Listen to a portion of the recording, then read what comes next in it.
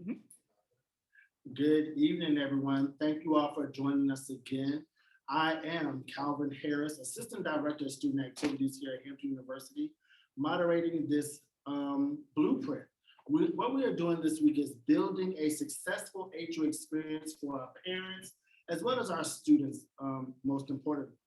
This is a virtual information fair, and tonight we are joined with the Student Counseling Center, and I have with us Mr. Alton Wampler, who is a licensed mental health counselor here at Hampton University. We're going to be talking about all things counseling, some services that we are providing. We're going to touch on some stigmas about mental health, but most of all, we're going to inform you of what we have available for you once you return. We are so pleased, Alton, that in the fall, the university administration and President Harvey has worked very hard to open up the doors so that we can welcome everyone back. But we have made some changes over the course of our year and being virtual that are going to benefit everyone. So we just want to make sure that we have that information out. And like with all of our sessions that you all have been joining and being very patient with us, we will offer time for you to ask Mr. Wampler some live questions. And so that you get those answers, as well as if there's anything that we cannot answer, we do have support staff that is researching information, as well as we'll give out contact information so that we can get back to them in the future with that information. But first, we have to announce congratulations to your boss. Dr. Christy Norwood is in the audience virtually joining with us. And everyone, she's the most dedicated, but we love the support here at Hampton University. To all, we wish her best wishes. She did have a baby 3 days ago. 3 days ago. And from her home, she is still able to support and make sure that things are going good. So we love the dedication that she is offering and support. So we feel it from a distance. So Hampton hugs virtually, but let's go ahead and get started. Okay. Sounds great. So, Alton, if you could just explain to us what is mental health and how does the Student Counseling Center address it here at Hampton? Yeah, that's a great question. I think there's a lot of confusion around that sometimes. But mental health is what we look at when we look at emotional, cognitive, and social interactions. Okay. So when we're looking at how students are functioning in those spaces, we're talking about their mental health. So much like physical health, we're looking at diet, exercise, our organs, kind of how it's functioning. We're looking at the same thing with mental health. How are we functioning with our friends? How are we functioning mentally and emotionally? And so the Student Counseling Center, that's where we focus. We focus on our students' emotions, their thought processes, their social behaviors, and making sure that we're able to help them where they're experiencing problems. Okay. So if they're seeing a problem in a certain area, we're there to create a treatment plan with them and help them meet those goals. Right. And I know the Student Counseling Center is located in a great location on campus. It is very accessible to a lot of students.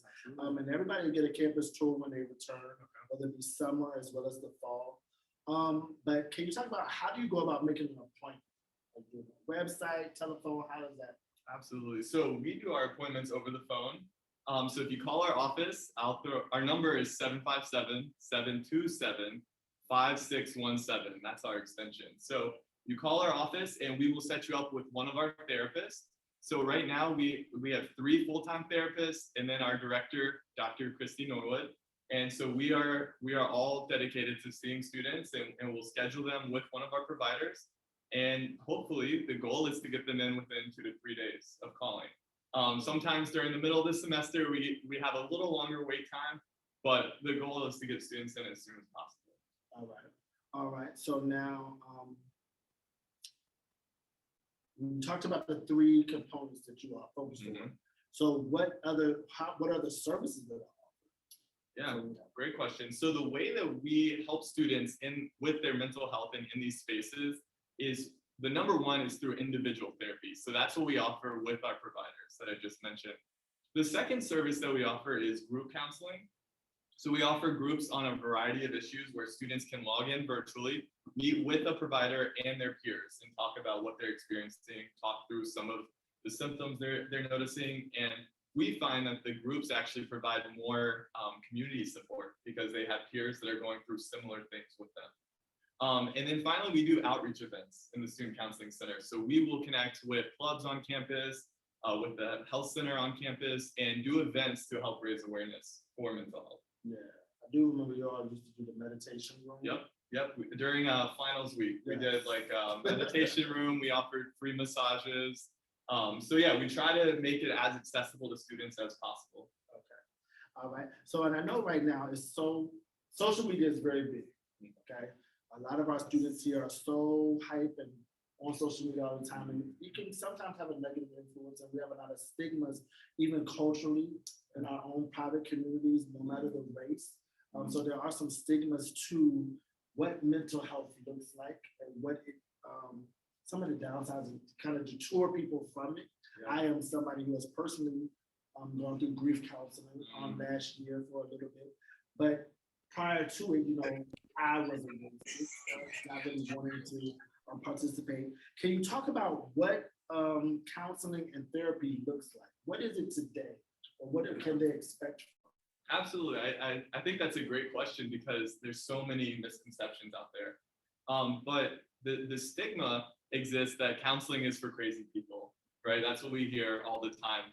But if we start to think of mental health as similar to physical health, we know that it's for everyone. Just like we all have to take care of our physical health, we all have to take care of our mental health as well.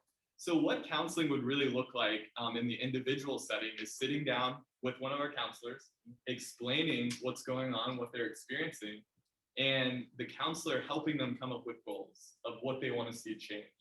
So for example, someone experiencing anxiety might have a hard time controlling those thoughts. So one of their goals might be to decrease the amount of anxious thoughts they have.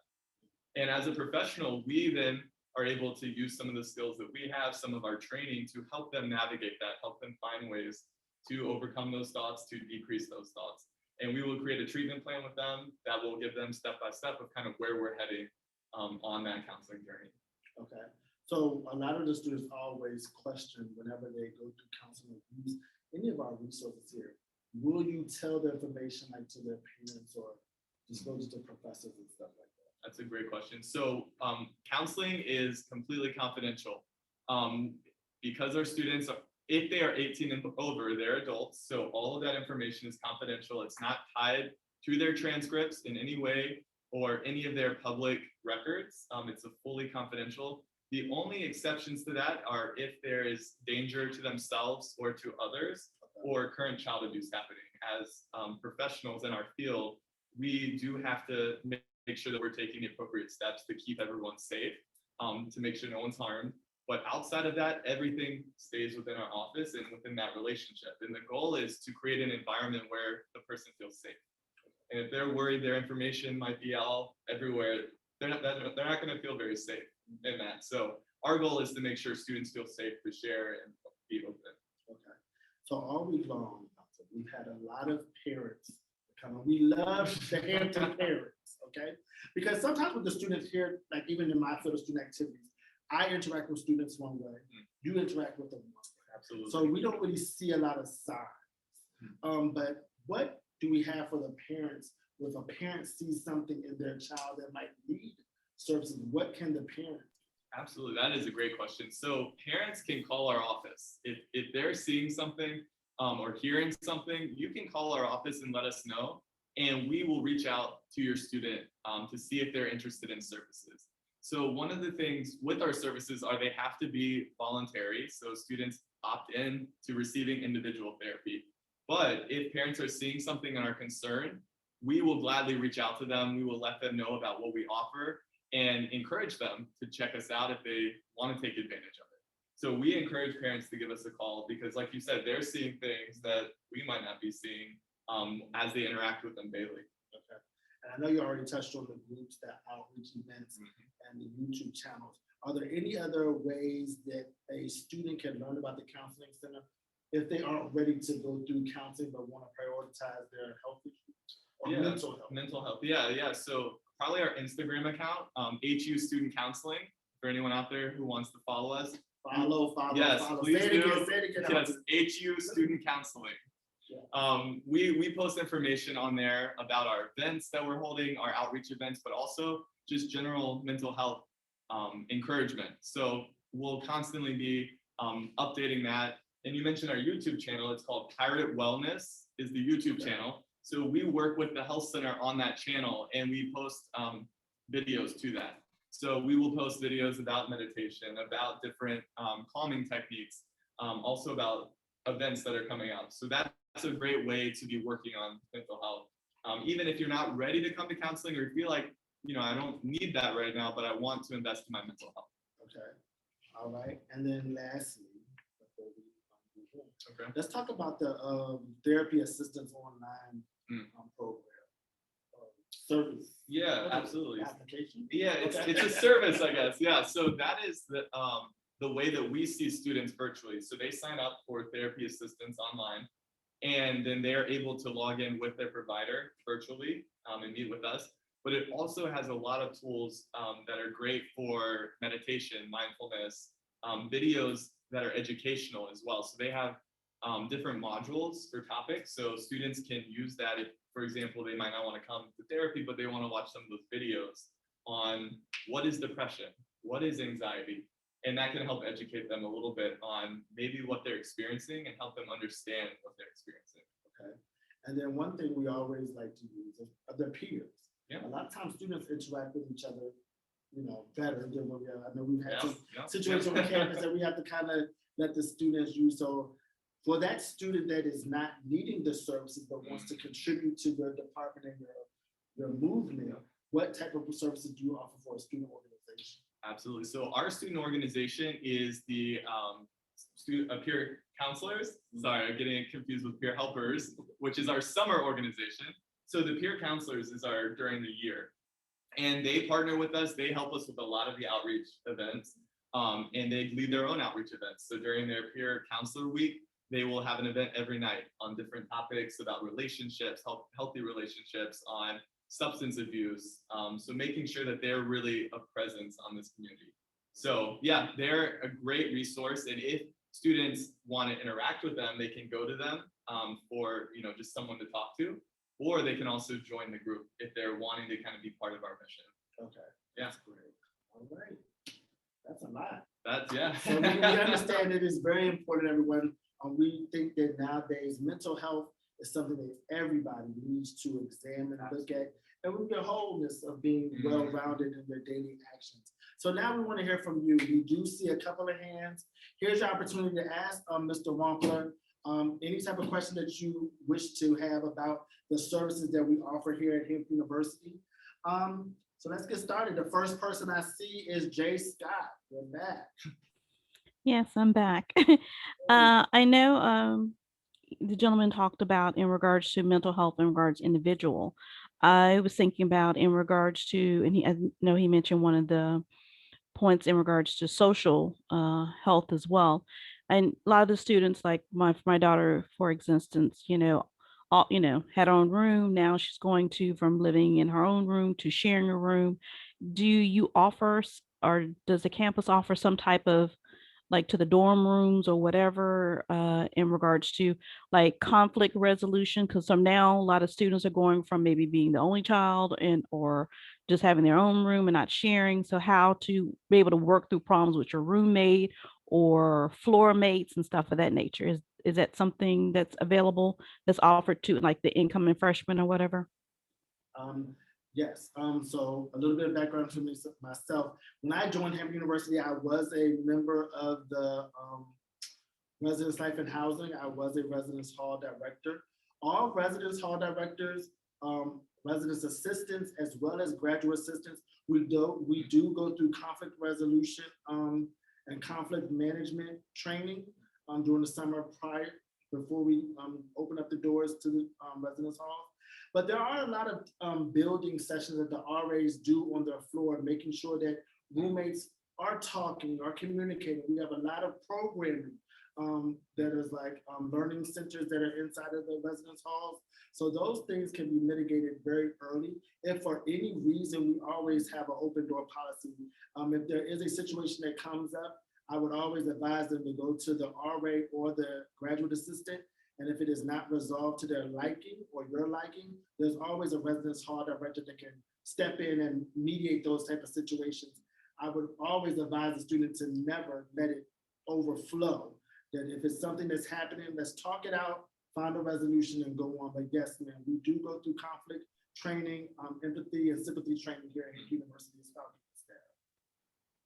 Carolina. Okay, thank you. And on yesterday, and I think on yesterday's session as well as I think the last session, you had mentioned that there are maybe be like, I don't know if there's virtual like counseling sessions for like parents, because I know like y- l- on yesterday, maybe during the residence life, when we learned about the 2 hour time frame move in, and a lot of parents like, whoa, they didn't know that once it, there was a lot of anxiety with the parents. And I know you said today that you would be talking about maybe there's counseling sessions or something to do prior to get ready for that. So, distancing yourself from your student. So yes, what they actually do, what we are doing this year, Ms. Pedro Johnson was the one that was speaking on this yesterday. She hosts a parent session that normally takes place in August. This year, they are planning to move it up to July. I do not have those dates in front of me. However, I will get Ms. Pedro to send out maybe like a teaser, a coming soon type of flyer to the parents, and we'll list an overview of what those courses are. But yes, they do. Those sessions are only for the parents though. So Okay. they cover separation, services all over again from a university to parent standpoint. Okay. So yeah, I'll definitely get with Ms. Johnson later on tonight via email and make sure that we get that out to you all. All right. Thank you so Our much. session specifically is called Letting Go. Oh, okay. Take a look out for that. And that is the one about kind of letting students go. And we give some tips to kind of like you said, creating that distance, that healthy distance, and kind of processing through that. Okay. Is that going to be on your YouTube channel or? No, it will be, I think, in Zoom. Oh, okay. I don't know the avenue that they're Okay. going to use, but that is handled through Ms. Johnson. So yes, Okay. That takes place during the parent orientation. Okay. So his session he was talking about be through Ms. Johnson as well. Yes, Correct. ma'am. Yes. Okay. Okay. I'll be on the lookout for that. Thank you. Sounds great. Thank you so much. It's great meeting you. You too. Ms. Shakisha Jones. Good evening. I had a question about the portal that you were saying where there were like videos and stuff that students could watch. I didn't get a chance to write it down. So could you just repeat it for me, please? Yeah, it's therapy assisted online. And the shorthand for that TAO, you might hear us refer to it as TAO.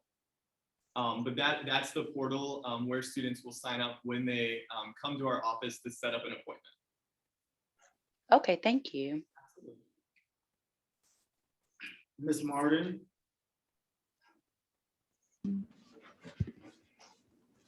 Hello, I'm back. Okay. So I have a good question.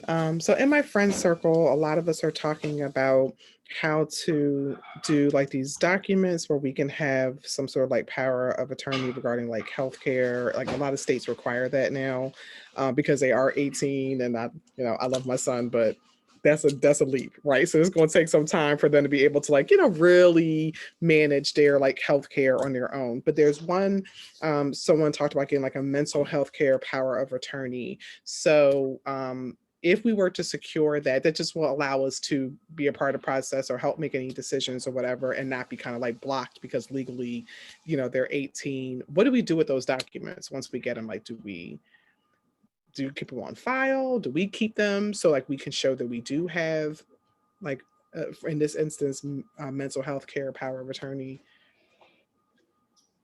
Like, have you seen any of that? Have you seen that? My initial thought is we would love to have those documents on file with us, as I would imagine you would keep them as well. Okay. Generally, we have the students complete what we call a release of information. If they come to our office, and they would put you down as someone that we can release information to. Okay. So that's the documentation that our office has students fill out. Same documentation if they've seen another therapist and they want to send those medical records to us or vice versa, they would complete the release. Okay. So as long as he or she completed that, I'm sorry, it's hard to hear you because somebody's typing. Yeah, sorry, And they're louder than you. Go ahead. Thank you.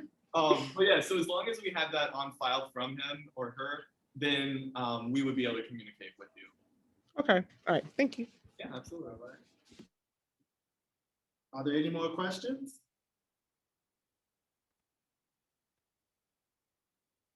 All right, seeing none. Well, Alton, thank you so much for joining us. Thank you for You know, having we me. love it, and we're also gonna, try to get as much information out to all of the parents. So please join us tomorrow, 6 p.m. We have student support services with our Dean of Student Achievement, Mr. Mikhail Davis, as well as Mrs. Tiffany Cornelius. She is the Director of Testing Services, Compliance, and Disability Services. And then at 7 p.m., we have Ms. Bessie Willis, the Director of Career Center. That is our next 2 sessions at 6 and 7 p.m. using the same link that you all used to join us today. With this, if you did miss anything or want to recap, by 8 o'clock in the morning, you can go to our YouTube channel and type in HU Student Affairs, and you'll be able to review the recordings from today and yesterday if you have missed them or joined later want to review. We thank you all for joining us on today, and we look forward to seeing you tomorrow. Thank you. Thank you all. Thank you. Good night.